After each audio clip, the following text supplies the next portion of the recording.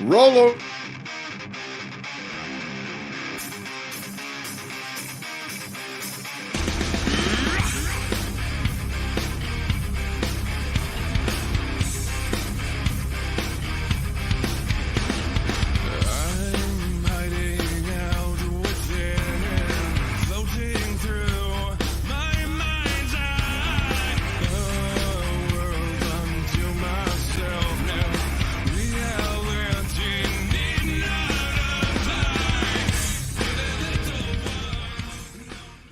All right, welcome everyone to the David McDonald after party. And so far, it's just the four of us here, so you're gonna have to put up with our shtick for a little while. But we have with us, of course, the guest of honor tonight. David is with us.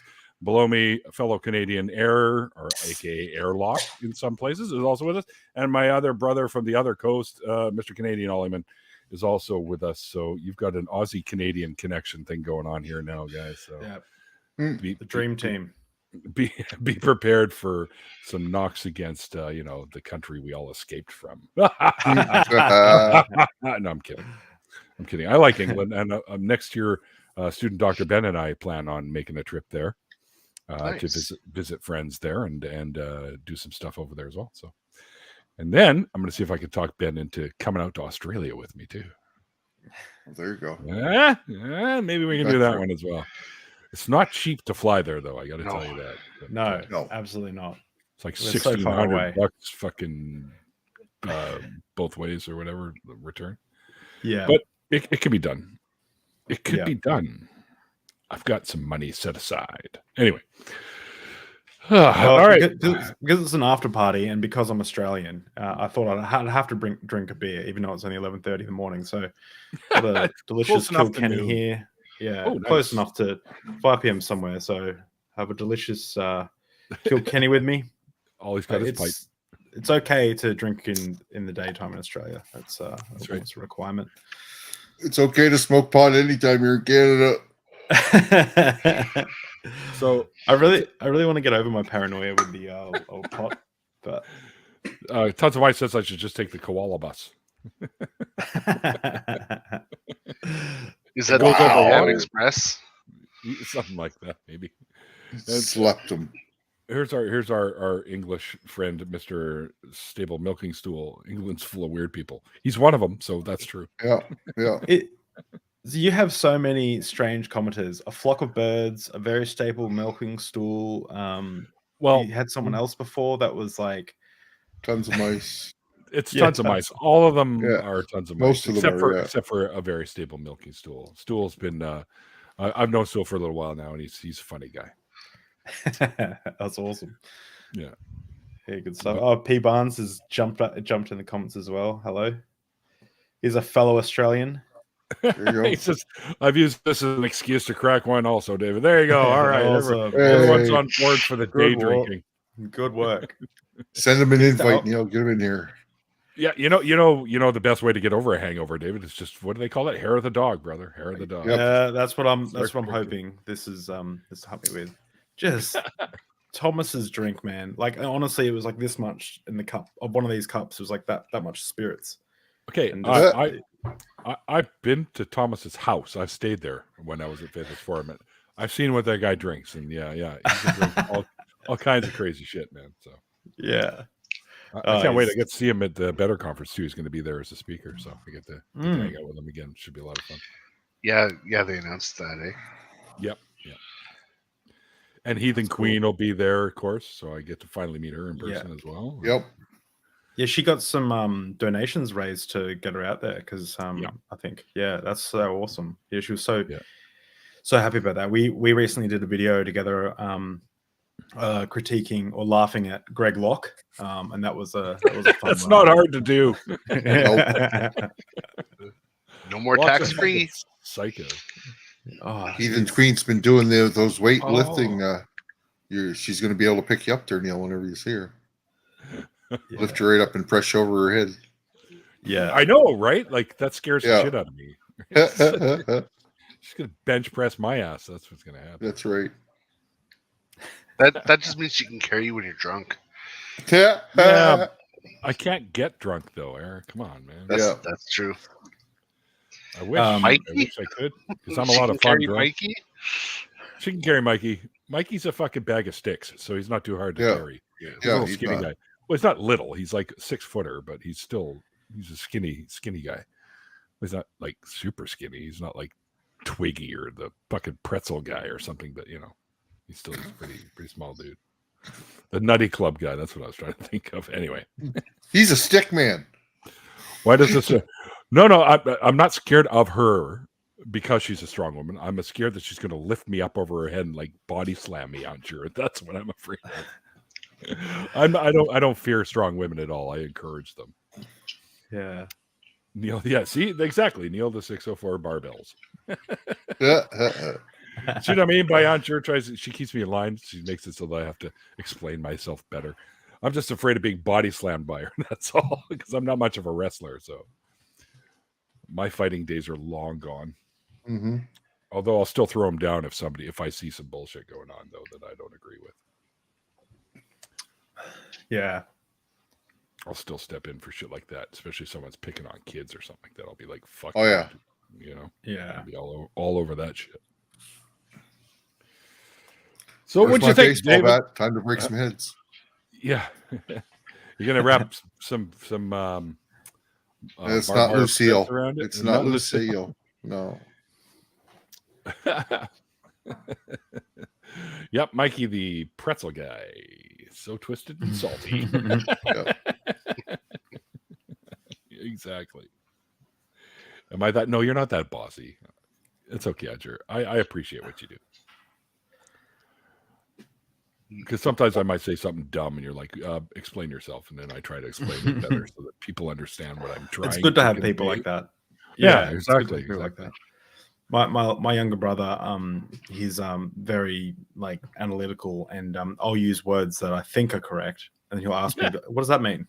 Because like I'm kind of a bit more artsy in that way. Like I'll use words that I think are correct, and just when I'm speaking, I don't realize, and he'll go, "What does that mean?" And I'll go, and I have to like, I think it means this, and then we'll Google it. And sometimes most of the time I'm right, but sometimes I'm not. Yeah, it's funny. I've done that too. You hear a word and you think you understand what it means, so you reuse it, and then all of a sudden they're like, "I don't think that word means what you think it means." Yeah. Like from the fucking Princess Bride. Yeah. I heard a rumor a while back, actually, that they're going to redo that movie. I'm like, you can't redo that. No, please don't. What the hell is wrong with you? Just remaster that one so it looks better. Yeah. Find some extra footage that never got made. Yeah, I just saw that. Words are hard. Yeah. Words are hard. Yeah, my words are harder. Harder. Harder. Right. So, are you? What time is it over there in Canada land? Well, that's what part of Canada you're in. Yeah, because it's going to be different for all three of us. Yep. For me, it's 6:43. What about you, 9:43. All right. 10:43 here. Whoa. Okay, that's a huge difference. Canada is big. Oh, yeah. Wow. There's 4 hours between the East Coast and West Coast. More than that. 4.5 you count. 4.5 you count Newfoundland. I pointed that out to you earlier when you said it's starting for everybody on the half past the hour. I said, not if you're in Newfoundland. Yeah. Fair. Because they're half an hour off. There's 2 hours difference between us and Perth, which is on the west side of Australia. Yeah. We're on the east side. Way better side than the old Perth. Canada, really wide. Yeah. And everybody in Canada, except for like the Inuit and stuff like that, live at the border, like right along the bottom part of it. We're all Southern Canadians, you see. Yeah. Everybody's within the southern third of their province. That's right. Yeah. If they're along the border with the States. Tons of my says it's always maple syrup time in Canada, which is kind of true. We put that stuff on fucking everything. It's not untrue. We don't. Why did? Okay. Oh, we. It's so hard to find maple syrup in Australia. It's like we have maple flavored syrup, which is like a flavoring, but actual that's maple like syrup. Aunt Jemima is maple flavored syrup. Yeah. It's delicious stuff, though. Good stuff. Oh, hang on. Yeah, I don't mind it. I mean, I prefer the real stuff, but why did I have to prove? Oh, sometimes I've got it set for, because Slag. as you know, Andrew, I've been getting a lot of fucking trolls on the channel, so I've got a level of checking to make sure that it's okay to say, sort of thing. One of those. And What? I have like a bazillion moderators, so got to give you guys something to do. What is Could be just because you used the word Aussies, right? What kind of trolls do you guys get? Oh, just people that come in and they'll drop those porn links. Oh yeah, those are just bots. Hot though. 18-year-old girls, blah blah blah, or they get. Tangelo shows up every now and then. Tangelo or fucking Matt. What the hell's his name? Yeah. We get like believers in here that start preaching and telling us we're all going to go to hell and all that fucking tropey bullshit. That's the other. I mentioned that I sometimes I'm rude to people. I also if a Christian starts proselytizing to me or whatever, or telling me I'm going to hell, that's when I take the kid gloves off. And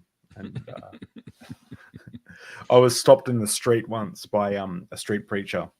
They came up to me and just started talking, and I said, I'm not comfortable with conversation, and then thank you, but I'm not comfortable with the conversation. And I tried to walk away, and she stopped me, kept going, and then I was like, "Oh, you bitch!"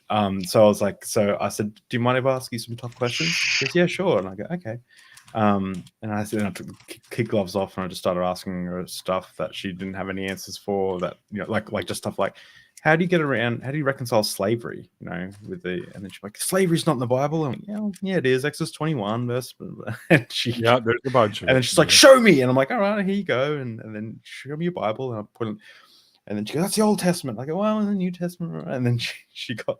And then Jesus even says, follow the Old Testament in the New Testament.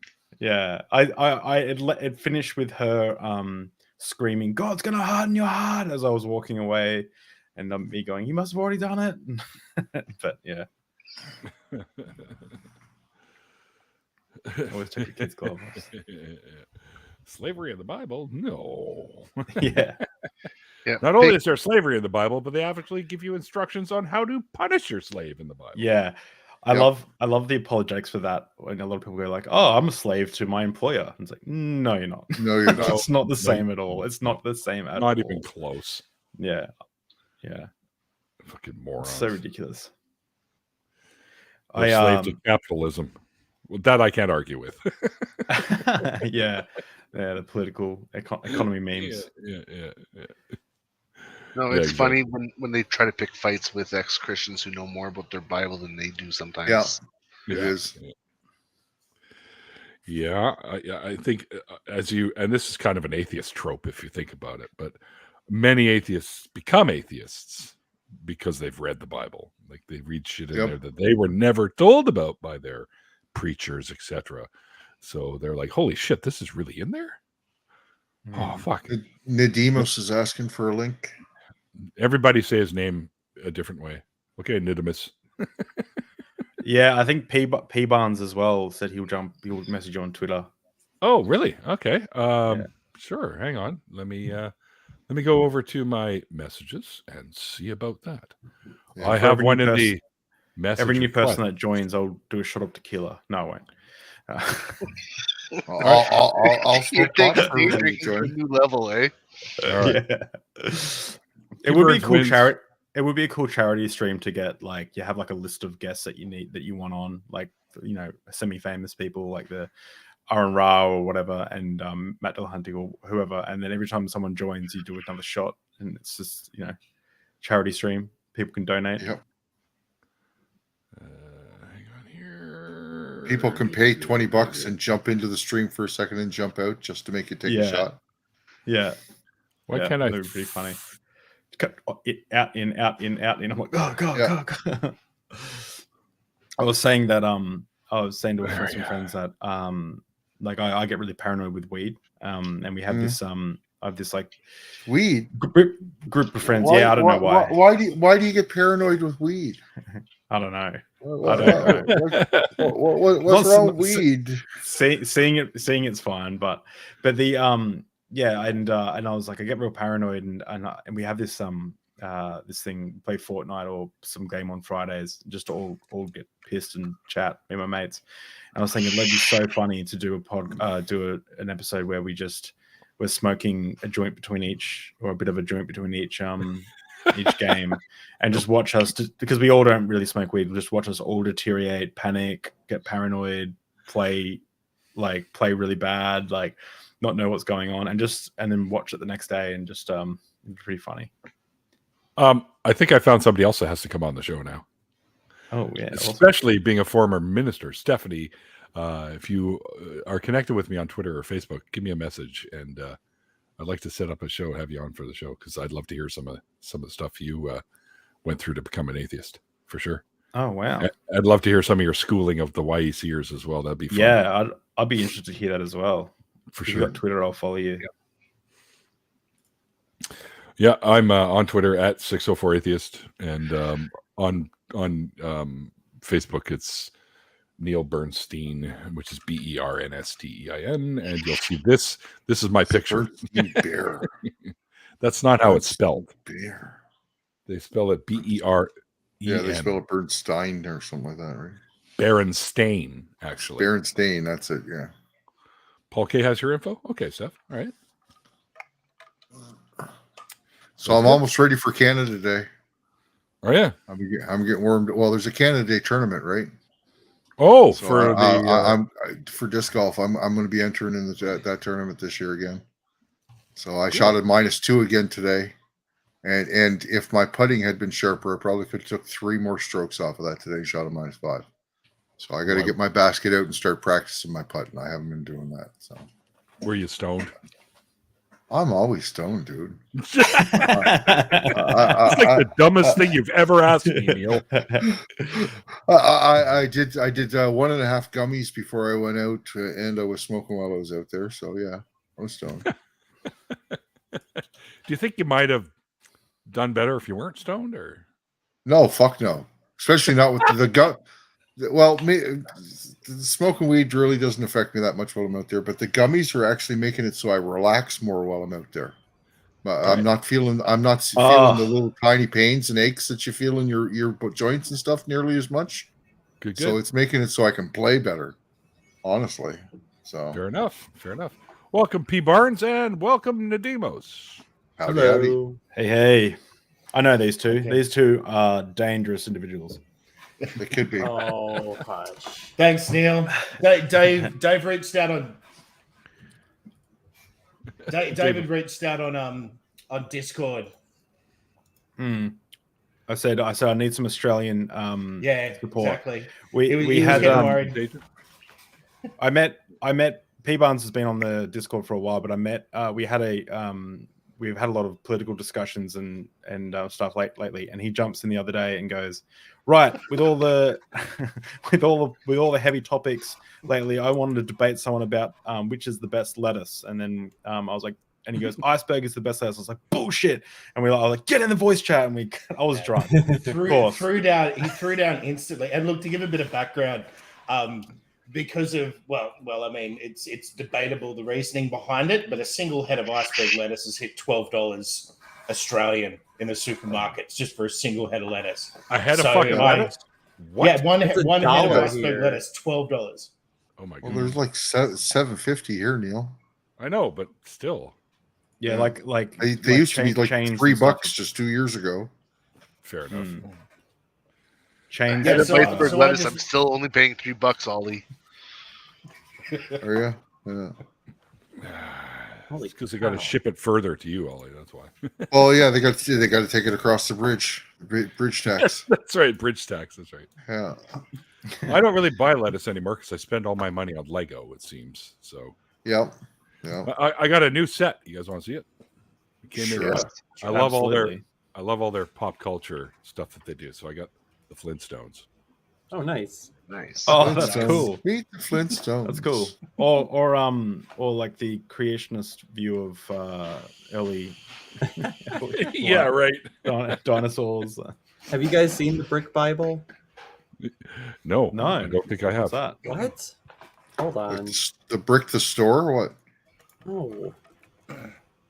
Obviously, it's a That'd be good to see, Lego like Bible. Like It's a the Matt Powell limited edition Lego set. The Brick Testament, Oh, where it's the Bible all done. The Bible stories all done in Lego. Oh, yeah, yeah, you you talked- showed me that before. Yeah, we talked about that last week, I think. Yeah.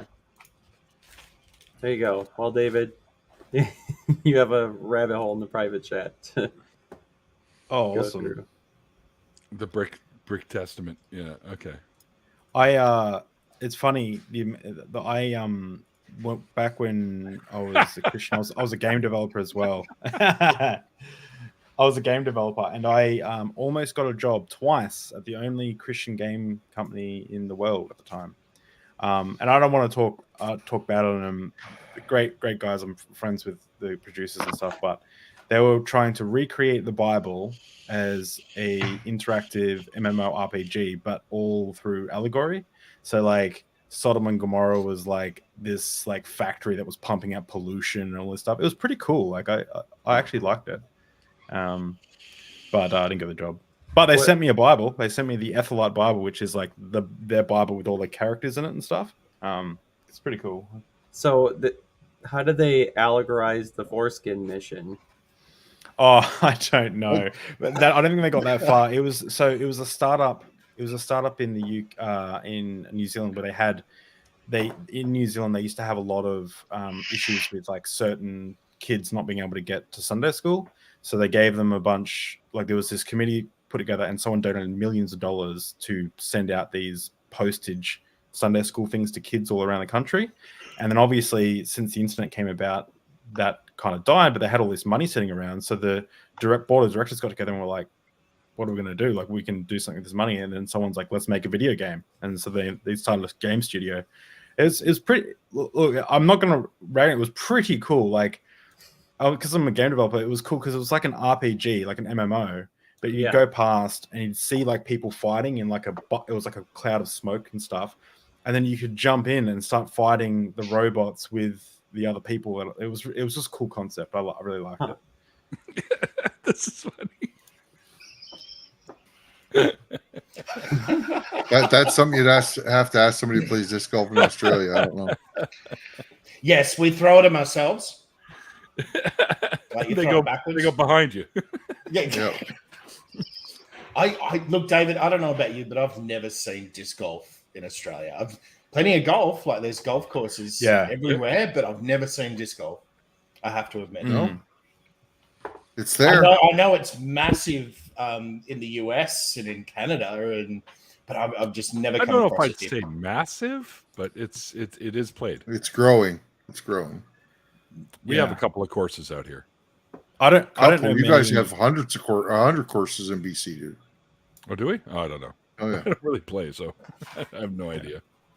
I've been quoted in saying that my greatest fear in life is that my kids will be into sport. So I'm not a huge sport fan myself. I just can't imagine going to soccer every weekend. Oh, jeez. You guys need hockey down there. That's what you need. Oh yeah, do you know what? Hockey.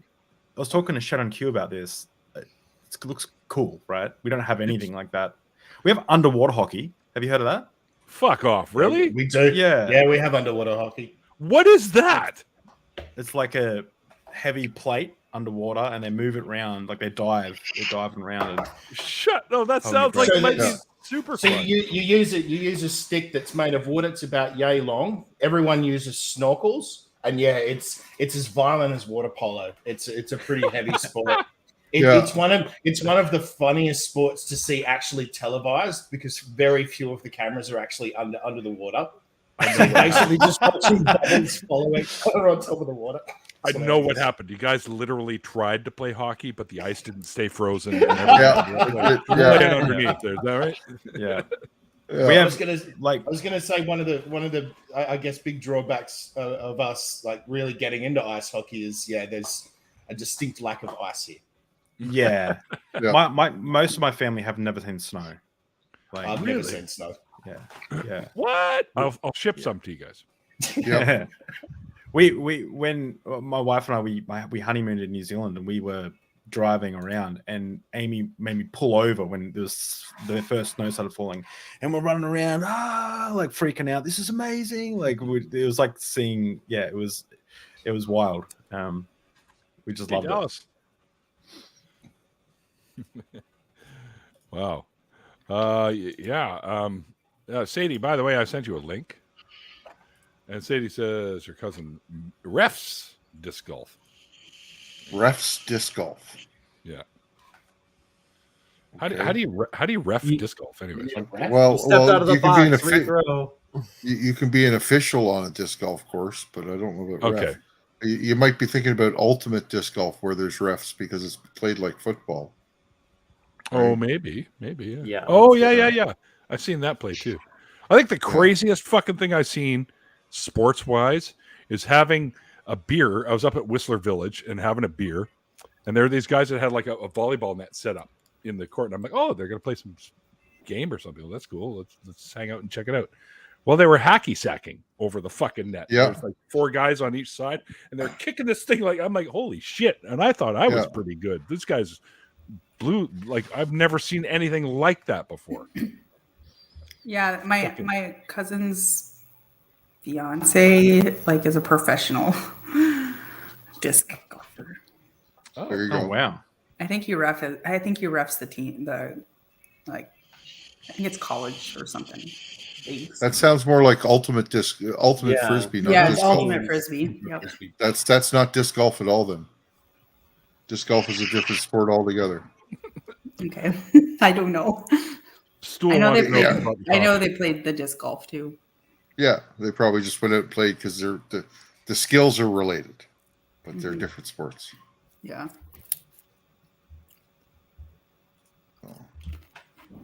Sadie, I think buy your coffee. You live in another continent. Yeah, it's kind of hard.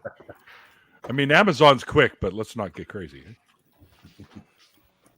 And I don't make enough working for Starbucks. Oh wait, is this actually Stephanie Helms? I don't think so.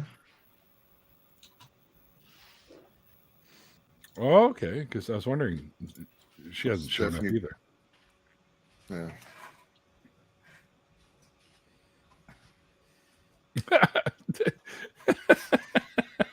A little slow today, Farron.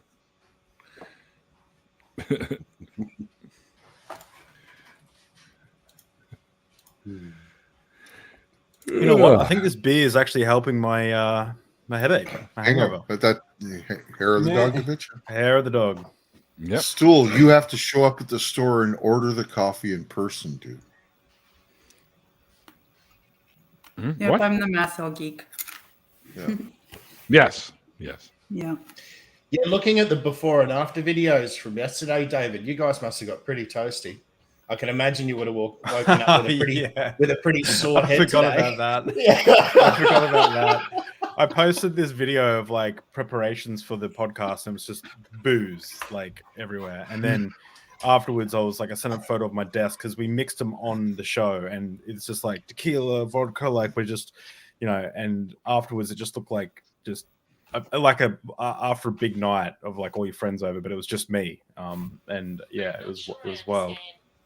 And I can't wait to see the actual podcast because I still reckon it would have started off really eloquent, a lot of philosophical talk, and then it would have just ended in you two yelling at each other about your favorite flavor of Doritos or something. It was pretty good. I think the one with Shannon was like even more, because it went for like 3 hours, so we were proper like fucking drunk by the end. And like yeah, and it was just like I think by the I'm actually dreading editing that one because and this is why I want to move to going live, because I know that I have to remove so much like just filler, like of just us like we're talking about random stuff. With Shannon, how much of it was just laughter that you had to cut? We talked about how everyone doesn't like her laugh. That was pretty funny, but no, we had some to be honest, a lot of it I'm interested in, and the best part about Deep Drinks is I get to re-listen to the conversation for the first time because I usually forget the second half if the guest chooses alcohol. So a lot of it I've forgotten, but there were a couple of really interesting things. Like she mentioned a lot about neuroscience and how that like broke. Yeah, it broke the concept of a soul for her, which was really cool. Like to hear that.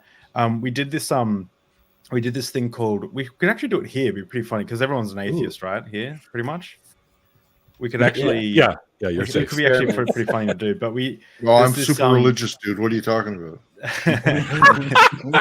Rastafari or something? Hold on. I'm actually a worshiper of Lisa the Rainbow Giraffe. Leaf speed. Oh, well, that's okay.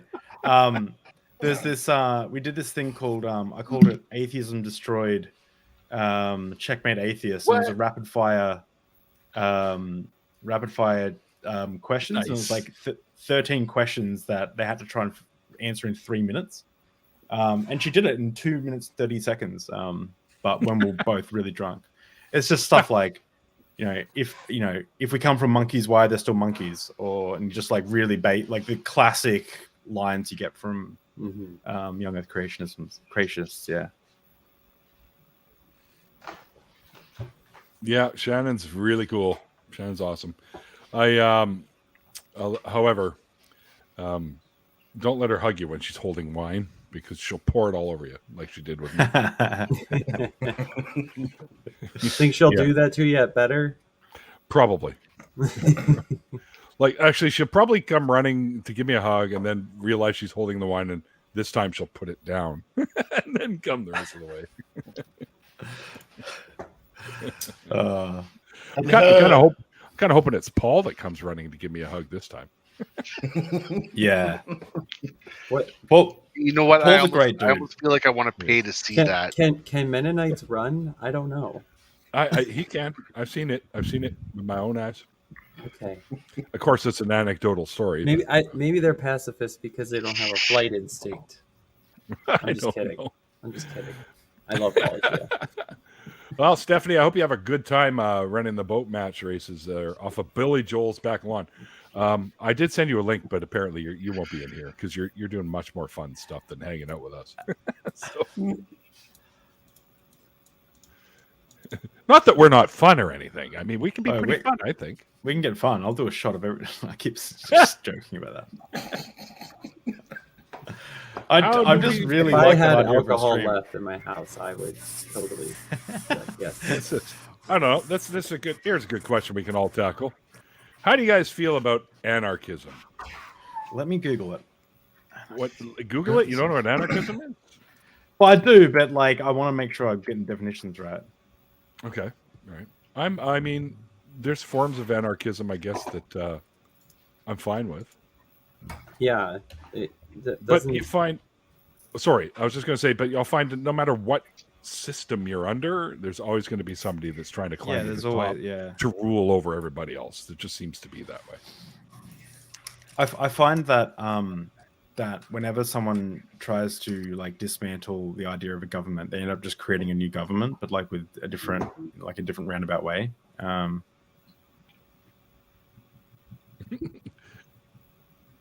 It's oligarchy with extra steps. Yeah. Hey, McKinnon, how you doing, brother? Good to see you. Yeah, it depends on what you mean by anarchy. Like, it's very nuanced. Yeah, there's a lot of different forms of forms of anarchism, Sure. and sort of how you deploy it in a society. Look, I wouldn't choose it as my preferred sort of government style, but look, I think anything's got to be better than capitalism and where we are with it, right? Yeah, I mean, capitalism. I like capitalism. Every system can be done properly. Yeah, save maybe a few, but if they're not bastardized or made into something that's bad, then that's one thing. But if they're the state in the way a lot of shit is today, then it's a problem, right? Mm-hmm. Yeah, well, look, to meme capitalism, one thing I saw today was You can picture capitalism as a table with 1,000 cookies on the table, and you have a billionaire, a worker, and an immigrant at the table. And the billionaire takes 999 of the cookies off the table, looks at the worker, and says, "Hey, watch out! That immigrant's about to steal your cookie." Yes. It could lead to shit like that for sure. Yes. Yep. What do you guys think about so Elon Musk reckons that if there was we get to Mars and we form a government on Mars, that it should be a direct democracy. So voting not for parties or people, but voting directly. Everyone votes for directly on laws. What do you guys think of that? Yeah, it's the problem. Nothing lasts with no rulers because there's always somebody that wants to claw their way to the top. And I would agree. I would say it would be democracy as it's supposed to be to the max. I remember everyone gets a vote, right? That sort of thing, right? I remember Aristotle. I think it was Aristotle. It was one of the Greek dudes. He was having an argument. He was arguing against democracy, and he was saying that if you have a ship and you want to sail that ship really well, do you want 12 of the best seafarers that are going to direct the ship, or do you want 1,000 random people pulling ropes and deciding what happens? Like, essentially, his argument was essentially like a lot of people don't understand the nuances of why certain decisions are made, right? And they, like, even me, like, I did a lot of research for the Australian election that just happened, and one of the parties I voted for, because we have a system where you go like 1, 2, 3, 4, 5, 6, like your favorite to your least favorite, and one of the parties I voted for, I didn't know who they were, and I was sick of googling them on my phone at the time. They ended up being like some far right like party, like something insanely like far right party. I'm not right at all. I'm really left. And I was like, damn, I thought I knew what I was doing, and I voted against my own interests. And my mate who came with me, he voted for this party, the Animal Ethics Party, or something, or Justice for Animals Party. And I said to him, I was like, mate, that's a vegan party. Like they want to abolish factory farming. And I was like, I'm down for that, but you love meat. And he's like, no. And he's oh, man. He's also training to be a pharmacist, and he voted for the anti-vax party. There's like a party in Australia that was called like medical expertise party or something like that. I forgot what they're called, but I was like, that sounds pretty good. And then you vote for them, and then you realize they're just anti-vaxxers. And he's like, no, because he hates the anti-vaxxers. So they did well with branding. Yeah. Oh, good. And it's very easy to vote for a far right party up where David lives in Queensland. They're renowned for producing some of our craziest politicians. Yeah. Would you say that Queensland is the Texas of Australia, or South Australia is the Texas of Australia? I'd say northern Queensland is the Texas of Australia. Yeah. Probably not the southeast, but from about where you are north is the Texas of Australia. I don't know if there's an American state that's stuck like 20 years behind us, but that would be the South Australia. Oh wait, I have a question. Are you guys familiar with the BG Group company? Oh yeah, I did a video on a monument that they produced for the company I work for. Nice, because I used to do e-learning courses for their like construction and remedial staff and things like that. Wait, okay, I think I'm thinking of something different to what you're thinking of. The oil company. Oh no, I don't oil know, and logistics. I thought you were talking about the Bee Gees, the band. Yeah, what? I thought that too. And I was lost. Stay alive. Yeah, you need training for that. Oh, that's why I was like, what? That fall set was a whole e-learning course. It's a master Grew my class. hair out, got my voice up a few octaves. Yeah. Oh, that's too funny. Uh-oh. Paul's here. Paul Kaler.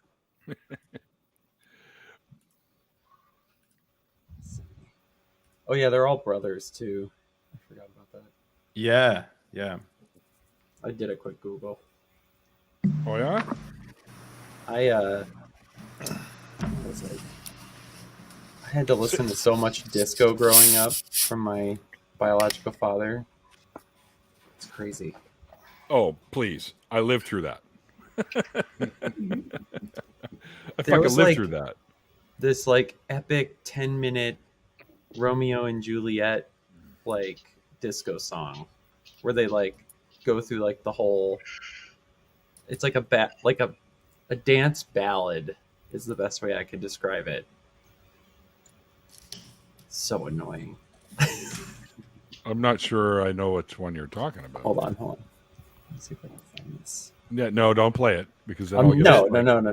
Oh, just a roundabout way. If for anyone who doesn't know much about Australian politics, it's boring. I know, especially if you're not here. But you need to go to my channel and look up the Bob Catter video that I put out, or at least just type in Bob Catter. He is a walking, talking meme. It's hilarious. Like he's just so funny, and he actually has representation in Australia. It's amazing. Definitely recommend checking that out. It's funny. Big bucket hat, even bigger personality. Yeah. I don't think I've even heard of this guy. So no, that's what I mean. You won't. I only just heard of him, and he's apparently really popular in Australia. And he's unhinged. Like it's crazy. Like how would you describe him, P Barnes? He's like, look. Unfortunately, having spent some time up there, he's a pretty typical far north Queenslander. Yeah. Honestly, I'm gonna post the link actually. I don't know if anyone understands the term ochre, but he's pretty much a textbook case of what ochre is. Like it's the really stereotypical Aussie sort of crocodile hunter, but nowhere near as sort of cool and suave as the crocodile hunter. But yeah, it's that really sort of turned up Australian twang that you hear people talking with. Yeah, but he's larger than life, that's for sure. Don't ask him about the crocodiles. Yeah, the clip that got it all started for me was there was this video of him where he's running a party, the Bob Catter party, and someone asks him like, "Well, what do you think about gay people, LGBT?" And he goes, "Sorry," and he goes, "Oh, by all means, let a thousand blossoms bloom, as far as I'm concerned." Then he goes, "But I ain't spending any time on it because every 3 months someone is torn to death by a crocodile." And it's like, what the fuck? Like it's weird. It's like really whack. Yeah. Yeah. He goes from 0 to 100 like instantly in the clip. Yeah. And someone asked him if his party was racist, and he said no, and he goes, "I've just told you if we're racist or not." And like he goes, "We're Australian." And then someone pointed out that his granddad was from Lebanon, and he got so angry. He's like, "That's a racist statement. He was Australian." And it's like, but he was born in Lebanon. He's like, "He was Australian," and he can't handle it. He gets doubles down. Angry. I think I've seen that. It's amazing. It's so good. It's just a hoot and a half. It's amazing. What's this? What's this? How do I feel about Sarah Palin, I guess, versus Santa? What? What? First of all, like the fucking god she believes in, Santa's not real either. So it's like trying to compare Palin and Jesus. I don't care. Either way. She can see the North Pole and Russia from her house. Two shits. Yeah, I know. There's more evidence for Santa though. You could say that. Yeah, I mean, all my cookies were eaten as a kid. Yeah, I had Russia presents from her house. I had presents that said from Santa. Yeah, me too. And Jesus. Yeah, Jesus ain't in my house eating my stuff. Santa will win the IQ test. Oh, yeah, today somebody came into Starbucks with a Jesus is dope shirt on. Like, that is the stupidest slogan I've ever seen on a shirt. That's something I would have literally worn something like that. I think I had all the Christian meme shirts, like, and I love them. I had like, I've made one that said, "There is only one way," and then like had this cross in the back, and it was like, yeah, I was a big. People call me. I had a shirt. It said, "Love God, love people." Period. I want to design a shirt that says, "Love God, love people." Period, with "Love God" crossed out. Yeah. That'd be good. That'd be good. But the one that had Jesus is dope, you should ask them if it's Jesus was an indica or a sativa. Well, when they're at church, they kind of act like they've been on something. And I know it's not the Holy Spirit. There was a big one going around our youth group at the time called "Sponsored by Jesus." That's what everyone had, "Sponsored by Jesus," and then wear it to like skate parks and stuff like that. Mm-hmm. That was a big meme. Okay, I got What's go. I think I found some context to the Sarah Palin versus Santa Claus question. Apparently, there is a Democratic Socialist from the city of North Pole, which I have no reason to not believe is an actual city. Has one of the candidates that Sarah Palin is running against for the Senate has actually legally changed his name to Santa Claus. What? Really? Yeah. So does that mean Sarah Palin has a war on Christmas? Well, she's running against Santa Claus. That's all I know. That's fucking. That's kind of funny. Yeah. That's hysterical. If that's what you meant, an anarcho mando. That's hilarious. I had no idea, so I really couldn't give you an honest opinion about that. But I did forget to mention one thing. You guys have been talking about Steve Irwin quite a bit, the crocodile hunter. You know, but you're going to say Steve Urkel. Steve Urkel. That's what it sounded like you were saying at first. Steve Urkel is like Irwin. Okay. He was awesome. I used to love watching him, and hell, I even went to the theater and saw his movie. But Steve Urkel's movie? No, Steve Irwin. Get with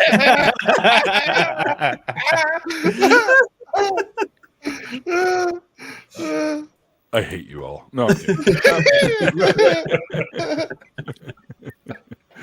But I might still watch it.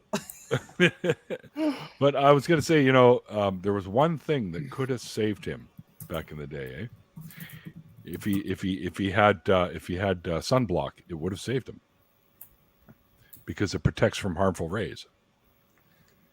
But Oh, that hurts. We can't. Too soon? Can't, no, you never. It's never too. It's never okay. Steve Irwin is our savior in Australia.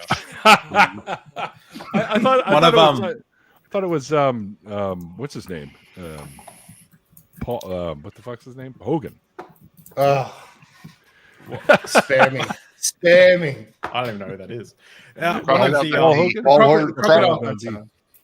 one of Robert Irwin, Robert Irwin's, which is Steve's son. He's a bit of a legend, and he's awesome. At the staff party, he has like worm competitions. Like he does the worm with people and like dance offs and stuff. They're just a fun family. I just love them. They're just weird. It's good, great. No, they're all great people. And yes, it was just a joke. People, relax. Okay. No, I'm a huge fan of his, and the work he did too was amazing. Yeah, it's good stuff. Now you can keep Paul Hogan and you can keep who is Paul Hogan? You can keep Mel Gibson too. Crocodile Hunter. No. Crocodile Dundee. Crocodile Dundee. Crocodile Dundee. Okay, yeah. No, Mel Gibson is a great director, even though he's racist or he said some racist stuff. He's a great director. All right, I have to tip my hat to his directing because I think he's fantastic. People ragged on The Passion. I like The Passion. I think The Passion's a good film. I was just gonna say that was the worst movie of all times. Oh, really? Well, I think I grew a greater appreciation for it because of the way he like directed it. I'm a bit of a film nerd, so like he talked about using like slower frames, not having a lot of movement, so it felt like you're watching a painting almost. And I was like, I got that. I get the feeling of that. You know? I just see it as a scare tactic to get people to follow their religion. It's over. Oh yeah. I mean, yeah. Don't get me wrong. I don't think like his motives like that's what I mean. He's a good director, but when most of my adult anxiety is caused by the church. Oh yeah. On whether or not I agree with that one. So, Andre wants to know how the Hemsworths stack up in the Australian hierarchy. Hemsworths. Yeah, you know, they're on a long list of export. There's two soap operas in Australia that became extremely popular, or are still extremely popular, mainly in the UK. And Not Neighbours. Neighbours and Home and Away, and it's where your Kylie Minogues and most Australian exports. I think Gibson was on Home and Away for a time as well. So the Hemsworths are just another long line of exports from those two soap operas. I think that Neighbours is about to finish, because the only reason it was still being made here was because it got backing from a UK production company, because it's so popular over there. We stopped watching it a long time ago. But the UK is still into it. Don't we have we had a few Erwin Kidman Hemsworth Gibson. That checks out. That checks out. Yeah, that checks out. There's some American actors who moved to Byron Bay recently. Like heaps. There was the one who played Thor. I forgot what his name is. Is that Chris Hemsworth? Oh, maybe. It is. That's one of the Hemsworths. There's also that was that the other dude. There's the other guy who moved to Byron Bay. He's super famous. He was on like High School Musical. That's the only. I don't know why that's the only one I can think of. Zac Efron. Really? I kind of want to know. Go ahead. Finish. Zac Efron. I think so. Yeah.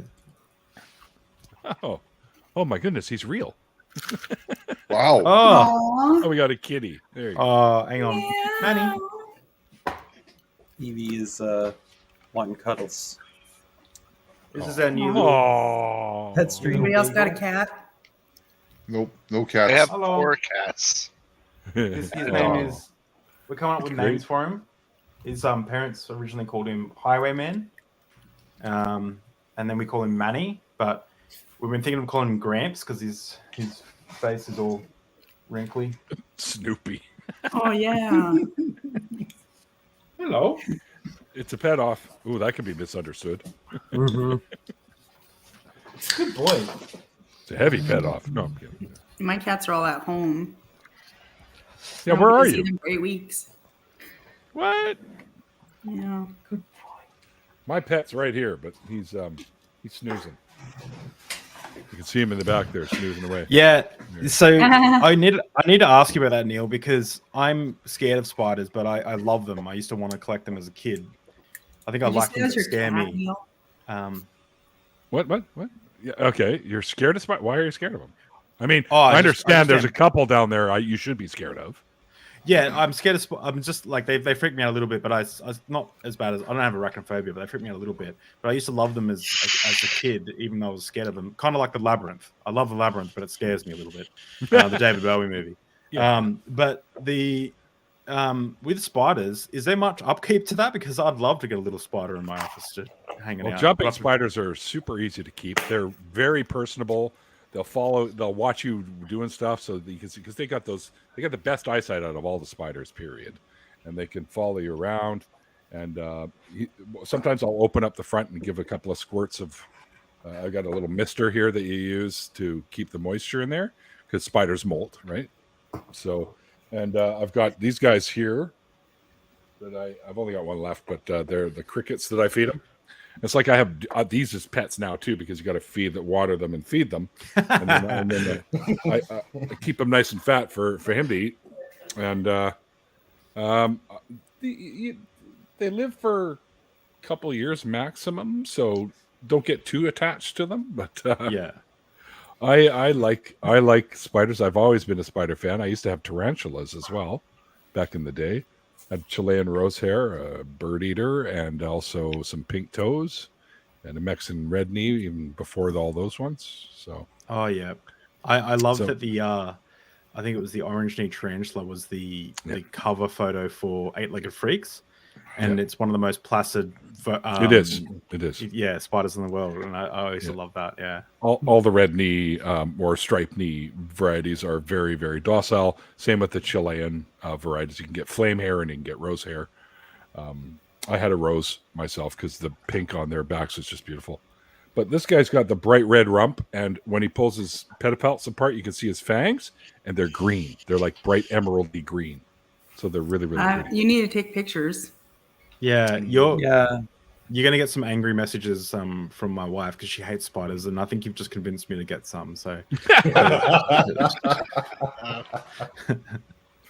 you need pictures. I tried. The pictures didn't turn out that great, but I'll definitely try and do it again. The video footage I got is really nice. It's like fucking 4K. So yeah, nice. It's hard to get. You need like a macro lens to get real close, eh? I think you can get. I can get one of those you can snap on here, and it. Oh yeah.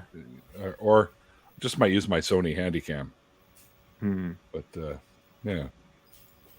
But I want to do a feeding video of him, and there's a great TikTok channel that shows the jumpers. She's fantastic. Let me see if I can. Yeah, no, I don't want to hear you. Sync found your Facebook. I don't give it. Fuck off. Following. Let's see if I can find her. Let's see. Jumping. Oh, wait a second. That's not where I want to look. No, stop. Swing spider. Yeah. The channel is called Mini Robo Muppets. And she's got this one here is a Regal that she's got in there right now, and she handles them, and she does all the voices and stuff for them, which is there's no bloody way I'm going to be that.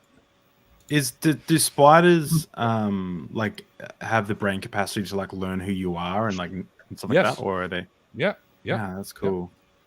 Yep. I had my Chilean rose hair was so laid back that it only took me a few weeks really to get it to trust me, and I'd put my hand out and it would crawl up my arm and sit on my shoulder, and it would just sit there and go around doing stuff with me, and people would see me and they'd be like, is that a fucking spider? Holy shit. No, sorry, wait, you didn't go out in public with just a spider on your shoulder, did you? Yeah. That's crazy. That's badass. Yeah, that's so cool. Yeah. It was a tarantula though, so it wasn't really poisonous. Hang on, buddy. We're getting on the motorcycle. Yeah. Put on his little tarantula fucking goggles, all 8 of them. You can get one of those cat bags that has like a viewing hole for your spiders to ride on. What would the chaps look like for your spider? What? The chaps. Put your spider in. Oh, the 8 pairs of chaps? Sorry, 4 pairs. 4 pairs. 4 pairs of chaps. Thanks, Ollie. I caught myself. It's a visual for everyone. Yeah, there you go. You didn't say assless though. Assless chaps. Wouldn't that be S&M thoraxless? I guess. Boots times 8. Thoraxless. Yeah, the Mini Robo Muppets channel or TikTok page is great. She's so funny, and she's got, I don't know how she does it, but she's got them all acting. Why jumping spiders are basically cats, it says. Well, I had I've got a bunch. So I grow chilies in the backyard. So I have a backyard that's literally like only a few meters, and I've filled the whole thing with chili plants. I've got over 50 different species of chili from all around the world. Really rare ones, like I got one called Marupi amarela. They're little white ones that are only found next to one river in the Brazilian rainforest. It's really cool. Wow. And it's really perfumey when you crack it. It's cool. But what I noticed is when they were blooming really well, all of a sudden I had these jumping spiders on there, big ones, and they were angry, and they would sit on the leaves, the big green ones. And I go up to them, I'm like, what's going on? And one of them jumped into my glasses and boom, and like hit me in the glasses and jumped back down. And I was like, whoa, this is crazy. Just trying to water the plants, calm down. Yeah, they're very curious by nature, and they will follow you around. That's cool. Yeah. They're so cute too. Like I think they're the cutest of all of them. Like you just look at if you've seen the little computer generated one that the kid I think created called Lucas, and it's like Google Lucas, and you'll see just how freaking cute they are. Of course, that's a CGI version, but they do look like that. Like I get a good close up of this guy, and I'll show you guys what I mean. And there's a David Attenborough clip of a, I think they called it a peacock spider, which is a variety of jumping spider from up in the rainforest in Queensland. And it's the cutest thing, and it's doing his little dance with his peacock fan behind him. Yeah, and then he gets eaten. But hey. Yes, Stephanie, they're very expressive, very, very expressive. Oh wow, they are. That's cute. The peacock spider. There's a few varieties of them. Yeah. And they lift up. They actually have a flap that they can lift up over their thorax. That they move up, and that's hence why they call them peacock spiders, and they're really flashy. Wow. So I actually saved this. This is the one that I rescued. I was at work and I was heading back to the laboratory, and I noticed it sitting right in the middle of the road, and there's forklifts that whip past her, and I'm like, dude, you're gonna get squished. So I grabbed a jar, and I was gonna just let him go, and I thought, I'll take care of this guy. So I brought him home, and I got the little setup for him and everything, and that's those him. Marijuana leaves. That's him right there. No. No, well, they look like them. That's why I got them. So they look like them. They're not real. They're still silk ones. No wonder they're so docile. How often do you have to feed them? I give them the crickets, or I fed them fruit flies and crickets, and you can also get green and blue bottle spikes, which are the larvae, the little wriggly larvae, and they really like those. And once every 2-3 days, depends on how old. If they're younger, he's fairly young still, so every couple of days, because they grow, right? So you got to give them. But as they get older, every few days is fine. You'll see their bums get a little smaller, right? So once you see it shrink down a little bit, then you throw some food in there, and then they grow up again. Okay. Yeah. Are they all carnivoristic, or are any herbivoric? They will. They don't eat plants, if that's what you mean, and they will eat other spiders. You put another jumper in there. And if it's smaller than that one, it's gone. it's done. Yeah, they will eat. And it's gone.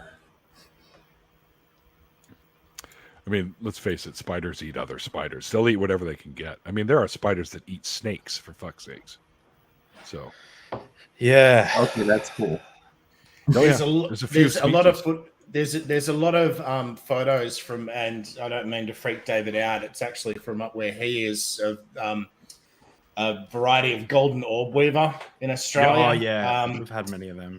Where normally, if a bird flies through a spider web, it'll normally be able to extricate itself and it will be fine.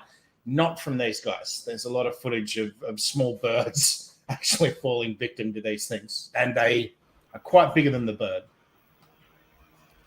But yeah, spiders grow crazy big where David is. Mm. Yeah, Paul, that's fine. Or hit me up on Twitter or Facebook, either as well. Yeah, I'd love to have Stephanie on the show for sure. Anyone's welcome to come on. Everyone should be coming on and sharing their deconversion stories. I think it's important that these things be shared, so that people like we met earlier in the show, the ex-Muslim gal that popped in, didn't realize that there were so many shows like this. So she just recently found the channel, became a fan of the channel, which is great. Means I'm doing something right. So, but I think these stories have to be shared so that other people know there's a community of folks out here that have got your back when you need them. Are there any deconversion version story? Like, are there any people who, obviously there would be, but are there any, like, have you heard of like people who have gone back to the faith, like become atheistic? And is there like a main reason these people do it, or is it subject to I think everyone would have a different answer for that. Well, at least somewhat different. One of the gals that I had on, her name was Miss Sassy Atheist, she called herself. Just goes by Sassy now. She was an atheist for a little over a year, and I think she missed a lot of the community stuff and a lot of the family stuff that she wasn't a part of anymore. And I think she missed that. And I think she also met a guy that became her fiance that was still a believer as well. So I think she went back just to save face on some of that stuff. I think she still kind of in her heart believed even when she became, or not in her heart. I hate that. That's what fucking theists say. I think she still believed a little bit that it was still possible. She's probably more of an agnostic than atheist. So. It's actually interesting that you mentioned the heart thing because I still get very warm feelings when I read the Bible sometimes. Not the horrible parts. But I also get the same warm feelings when I read the some parts of the Bhagavad Gita or the Quran. So like or song lyrics. So I mean, if the song lyrics were, it's weird that you can get emotions from a bunch of different things, but when you attach like religiosity to it, it's all of a sudden a religion. Like if you attach like, you know, some sort of spiritual part to it, it becomes like a spiritual thing. Like, so if it's song lyrics, it's not spiritual, but if it's you're reading some holy text, there you go. But if you read some like, you know, holy text and you get it, that's something. The goblins are coming to get you, you know, or whatever. Or I mean, I got warm fuzzies just watching all three Spider-Men get together in No Way Home. Yeah. There was a person not in my heart. It feels like it's in your heart, but your heart is just a muscle that pumps blood through your body. People, get over it. But the thing is, it's just like a nostalgia thing. Like, same kind of happy feelings when you listen to music you haven't listened to in a long time. Or poetry, or a great TV series that you love when the characters interact. I mean, all kinds of stuff can give you those feelings. All of them trigger the same part of your brain. And that's where the feelings actually come from, folks. Not from your heart. You don't want to put things in your heart. You don't want Jesus, especially, to come in your heart. I mean, let's no, that's not good. Yeah, right. So you don't want that. You don't want anyone going in your heart. You will not be living anymore. Jizz in your brain, in your heart muscle is no good. I will not get over my heart. No, that's not what I meant. I'm sure. One person I was dealing with when I was telling them that I had left like the faith and stuff and left my high controlling church. She's like, "Oh yeah, I know that church. It sucks. Blah blah blah. Their theology is crap." And I was an atheist for a year, but now I'm like going to seminary. And first of all, this was a woman too going to seminary, so that obviously precludes her from a whole bunch of different forms of Christianity in the States. But I found that in talking to this person that being an atheist for them was never like, I'm going to critically analyze like my claims, my previous position, my previous faith position. I just don't want to do this right now, and I'm really mad about it. And I'll just adopt memes, but never like really go through like the philosophy and like the textual criticism and stuff like that, and then just be like, well, okay, it's like it feels really good and it's really interesting to believe again, so that's what I'm gonna do. That's that person, right? It's not like obviously every person who reconverts. Oh, sorry, I was just messaging Thomas Westbrook. I said I asked Thomas if he'd like to come in and hop in, but he can't tonight. So he said I'd love to, but I can't tonight, unfortunately.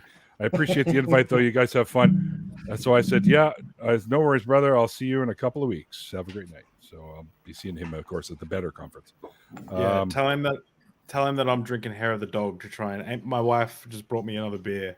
The absolute sweetheart. Nice. So he's a I'm keeper. Hair of the dog. Yeah, definitely. I'm gonna try and show up on Sunday for that. We'll see. My wife does. Is there any way better? Oh, we should just have our Sunday atheist church. What? We Sorry. just have Sunday Atheist Church. Read the What is Psalms that? of Hitchens and Carlin. that can be asserted without evidence, can be dismissed without evidence. Amen. Yes. Amen. But he loves you. Yeah. We could just have Atheist Church talking about the flaws in all the religions. What about Yeah. what about the flying spaghetti monster? Come on. Mhm. Have you been touched by his noodly appendage? I hope not. Well, that could be misconstrued. Clip it. Someone clip that. Someone clip it.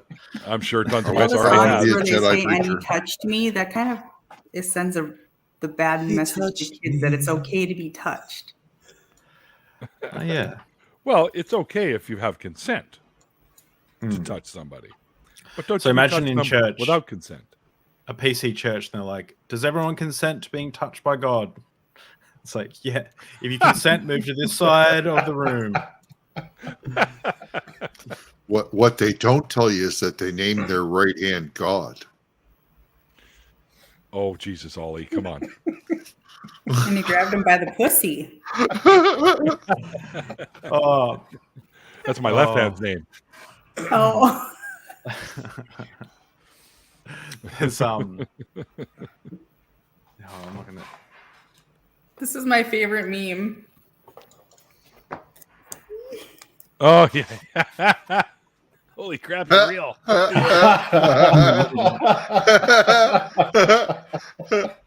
Yeah. That's my favorite. I got noodled by the flying. Whoops! I got noodled by the flying spaghetti monster T-shirts. I don't know if that's a good idea. Yeah, I told you. Tons of mice would clip it. You went right over to Twitch and clipped it.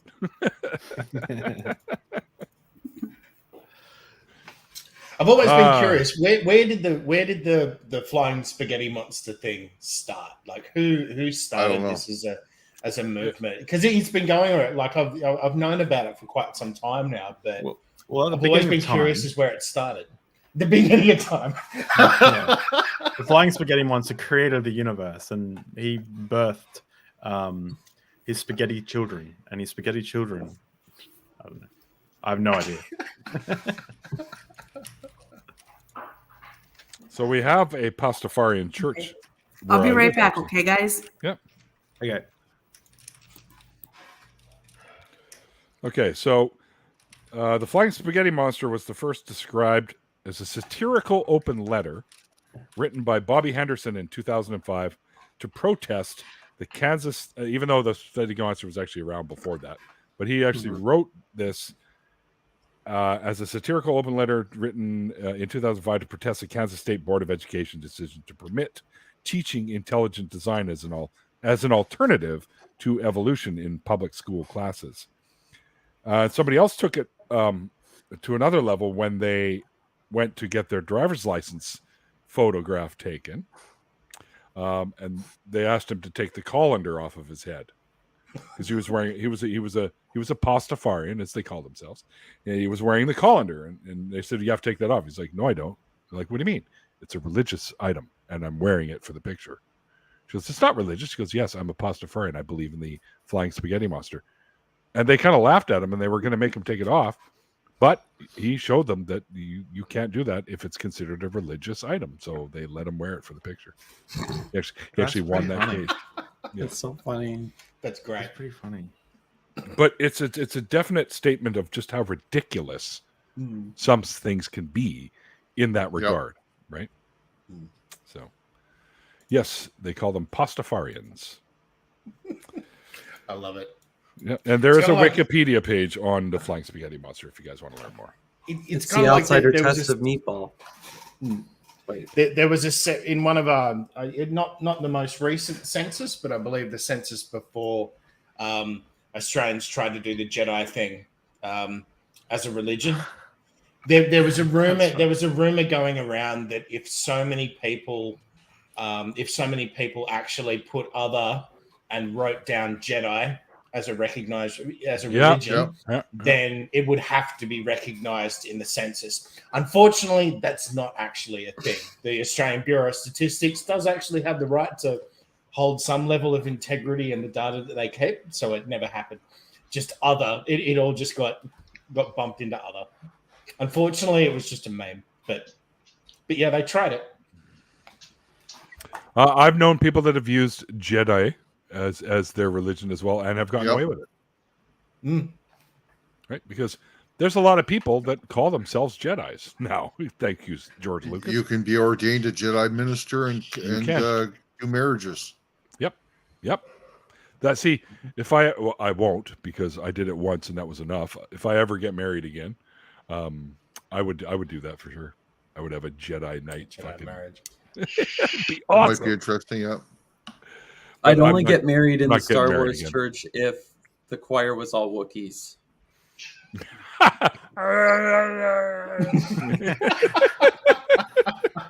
No, the choir has to be the Cantina band.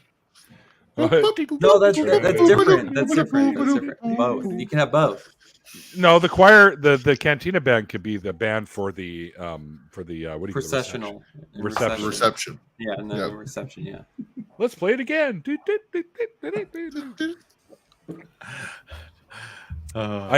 Those guys come in my Mos Eisley Cantina Lego set as well. they have the band guys in there. There's 21 minifigs in that set, man. I was like, fuck yeah. And the other one that's got tons of them is the Daily Bugle. The Spider-Man one's got like 26 minifigures in that fucking thing. When I was a since I'm in person today. What are we looking for? Whoa. Oh, wow. Shit.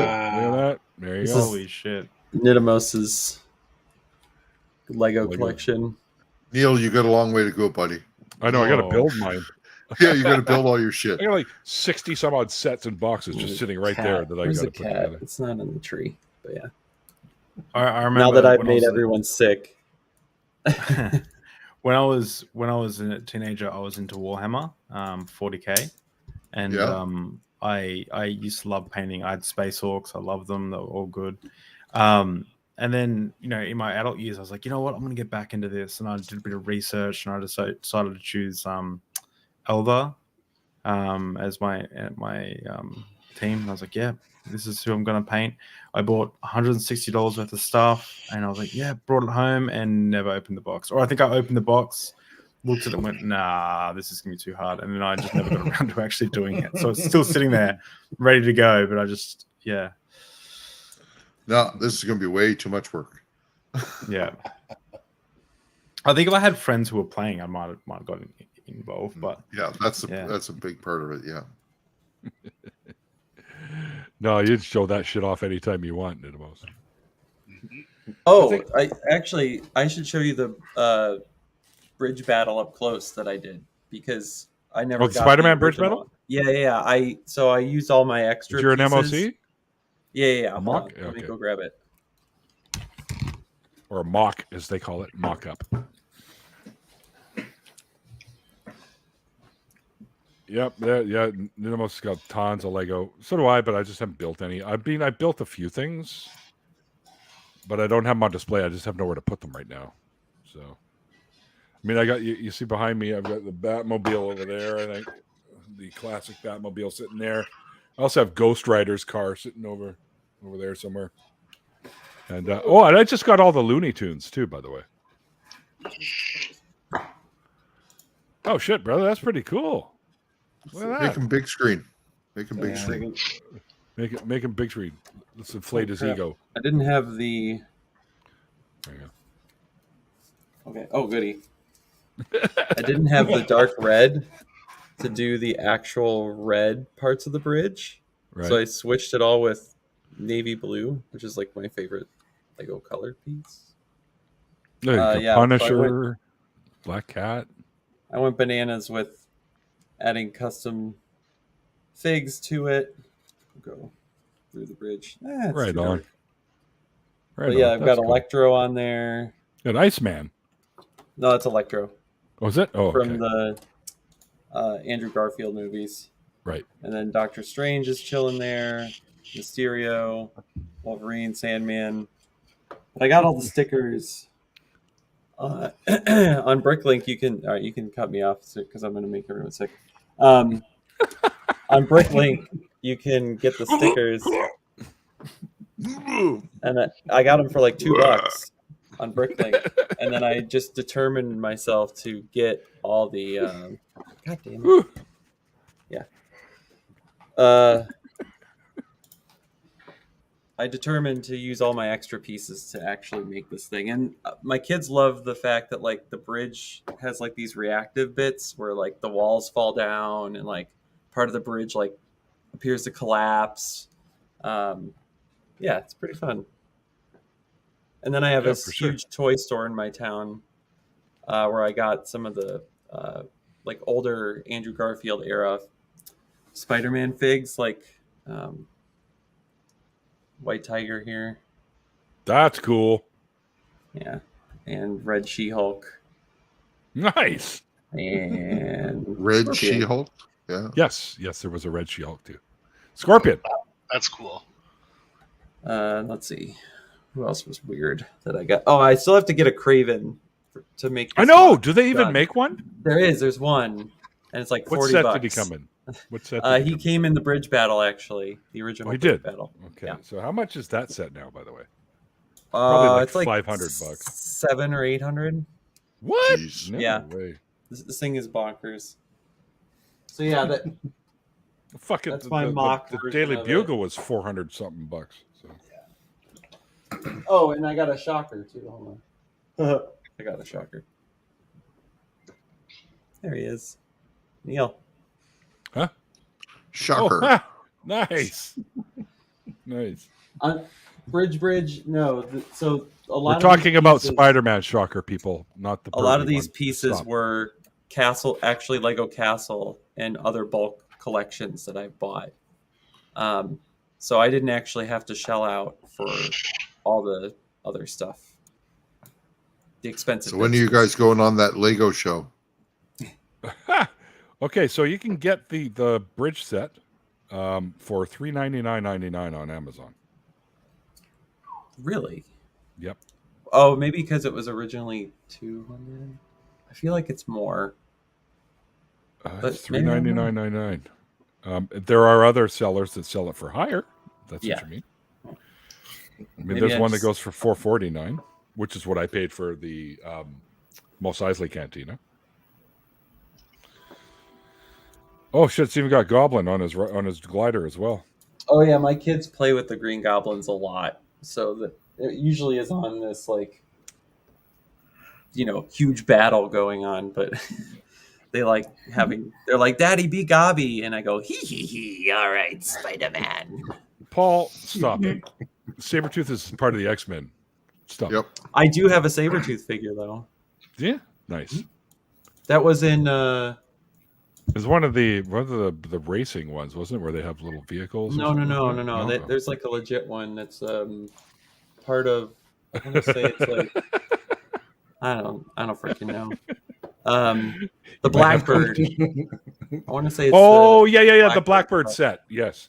Which I want to get too, but it's hard to find. Yeah.